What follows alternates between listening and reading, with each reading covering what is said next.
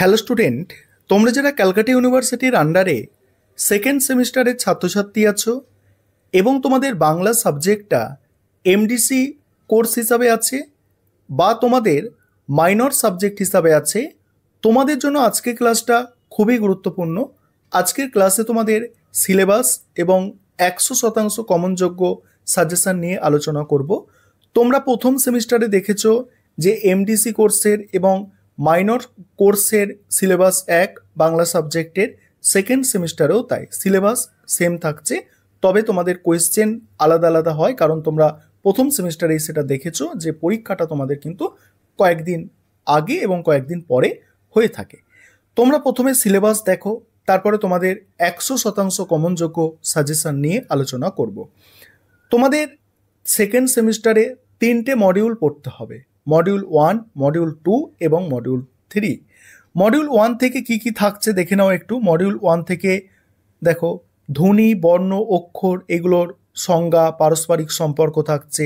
তারপরে উচ্চারণ, স্থান ও উচ্চতার প্রকৃতি অনুযায়ী বাংলার স্বর ও ব্যঞ্জন ধ্বনিগুলির পরিচয়, বাংলার ভাষার শব্দভাণ্ডার থাকছে।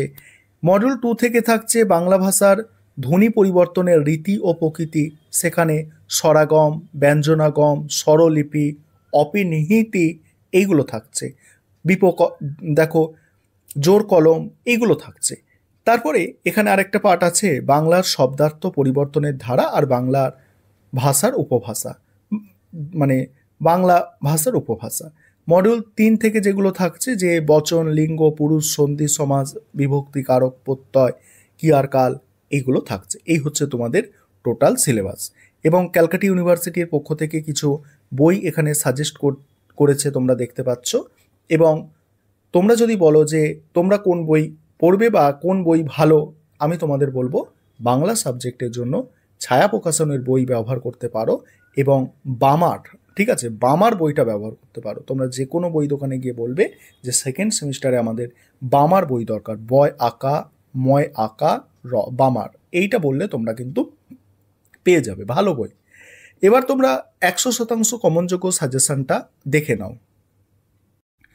এবারে তোমরা সম্পূর্ণ সাজেশনটা দেখো। 15 নম্বরের প্রশ্ন প্রথমে দেখে নাও। 15 নম্বরের প্রশ্ন মডিউল 1 থেকে যেগুলো করতে হবে ভালো করে বুঝবে কি বলছি। দেখো এখানে এই সিসি 24 লেখা আছে, মানে কি? এটা গতবারে যারা সেকেন্ড সেমিস্টারে পরীক্ষা দিয়েছে তাদের সিসি পেপারে পড়েছে, 24 সালে পড়েছে। তাহলে এই যেগুলো সিসি 24 লেখা আছে, তোমাদের যাদের মাইনর আছে তোমাদের জন্য ওগুলো মোস্ট ইম্পর্টেন্ট।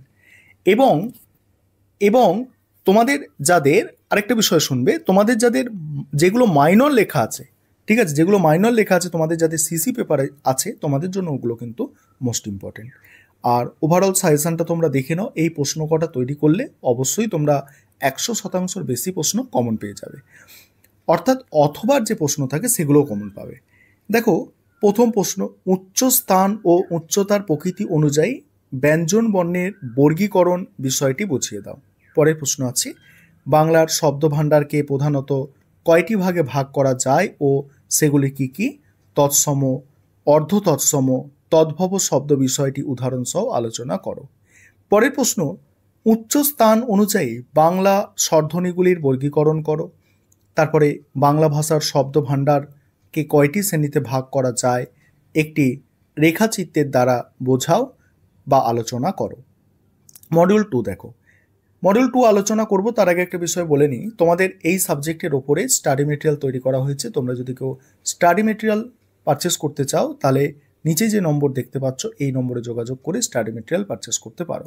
আমাদের স্টাডি মেটেরিয়ালে এই সমস্ত যে প্রশ্ন তোমরা দেখতে পাচ্ছ সাজেশনে, সেই সমস্ত প্রশ্নের উত্তর পাবে, প্লাস তোমাদের ছোট প্রশ্ন থাকে 1 নম্বরের, সেই ছোট প্রশ্নের অ্যান্সার তোমরা পেয়ে যাবে।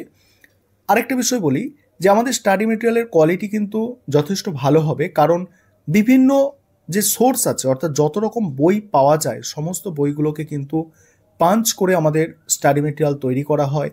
সেক্ষেত্রে স্টাডি মেটেরিয়াল কিন্তু অনেক উন্নত মানের, অর্থাৎ বাজারে যে বইগুলো আছে কোনো একটা বই থেকে তো স্টাডি মেটেরিয়াল তৈরি নয়।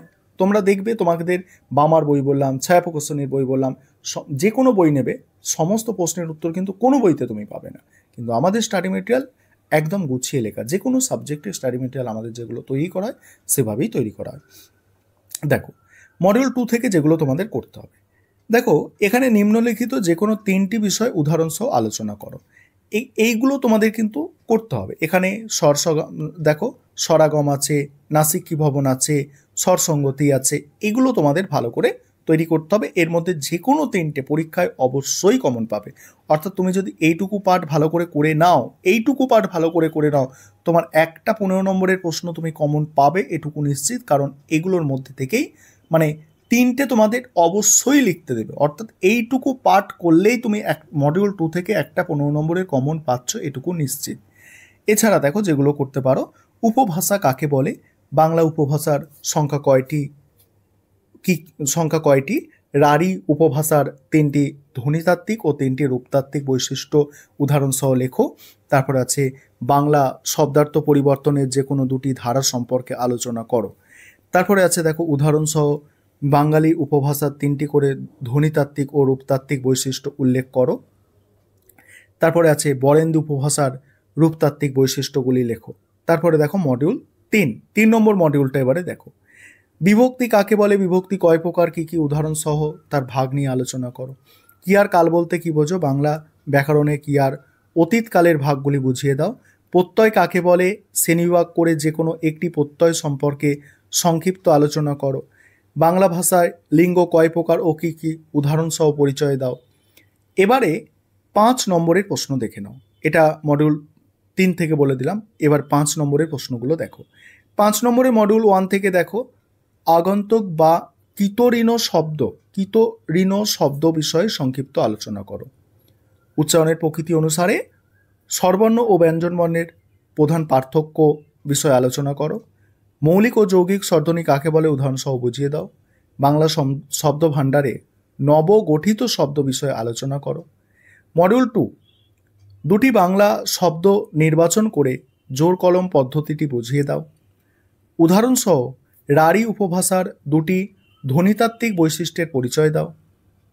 বাংলা ব্যাকরণে ঘোষীভবন ও অঘোষীভবন প্রক্রিয়া উদাহরণসহ বুঝিয়ে দাও। তারপরে অর্থের অবনতি ও অর্থের অপকর্ষ বলতে কী বোঝো, দৃষ্টান্তর সহ বুঝিয়ে দাও। নেক্সট আছে অব্যয় কাকে বলে, বাংলা বাক্য গঠনে অব্যয়ের 3 রকম ব্যবহার দেখাও। নতুন শব্দ গঠনে সমাসের ভূমিকা বিষয়ে সংক্ষেপে আলোচনা করো। তারপরে আছে দেখো বাংলা ব্যাকরণে পুরুষ কয় প্রকার, কী কী উদাহরণ সহ আলোচনা করো। বাংলা সমাসে আলোচনায় সমস্ত পদ, সমস্যামান পদ, ব্যাসবাক্য কাকে বলে উদাহরণ সহ বুঝিয়ে দাও। এই হচ্ছে তোমাদের টোটাল সাজেশন। এটা তোমরা করো, 100% নিশ্চিত থাকো।